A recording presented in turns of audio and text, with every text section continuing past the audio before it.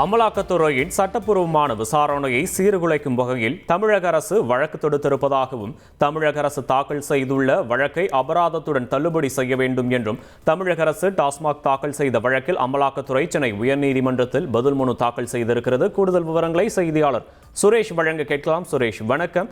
அமலாக்கத்துறையோட பதில் மனு குறித்த விவரங்களை பதிவு பண்ணலாம். சுரேஷ் வணக்கம். டாஸ்மாக் தலைமை அலுவலகத்தில் அமலாக்கத்துறை நடத்திய சோதனையை சட்டவிரோதமானது என அறிவிக்க கோரி தமிழக அரசும் டாஸ்மாக் நிர்வாகமும் உயர்நீதிமன்றத்தில் வழக்கு தாக்கல் செய்திருந்தார்கள்.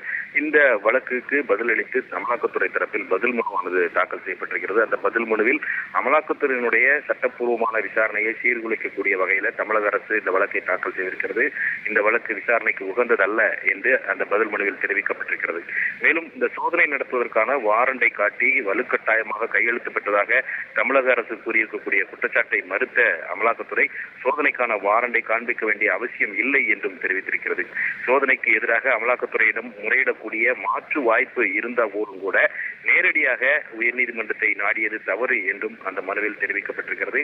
டாஸ்மாகில் நடந்த முறைகேடுகள் தொடர்பாக லஞ்ச ஒழிப்புத்துறை பதிவு செய்த வழக்குகளின் அடிப்படையில் மட்டுமே சோதனை நடத்தப்பட்டதாகவும் எந்த ஆதாரங்களும் இல்லாமல் சோதனை நடத்தவில்லை என்றும் அமலாக்கத்துறை சுட்டிக்காட்டியிருக்கிறது.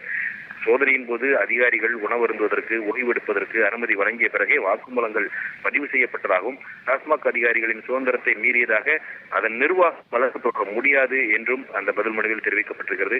பெண் அதிகாரிகளை பொறுத்தவரைக்கும் அவர்கள் பாதுகாப்பான முறையில் அவர்கள் வீட்டுக்கு அனுப்பி வைக்கப்பட்டதாகவும் ஆதாரங்களை சேகரிப்பதற்காகத்தான் அவர்களுடைய மொபைல் போன்கள் பறிமுதல் செய்யப்பட்டதாகவும் பதில் மனுவில் அமலாக்கத்துறை விளக்கம் அளித்திருக்கிறது.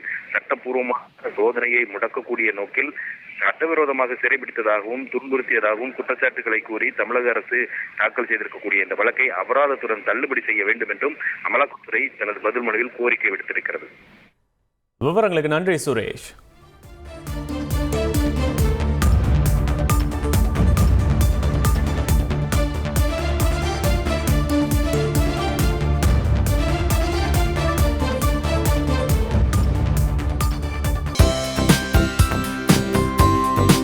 தந்தி டிவியை உங்கள் கேபிள் டிவி ஆபரேட்டரிடம் இலவசமாக கேட்டு பெறுங்கள்.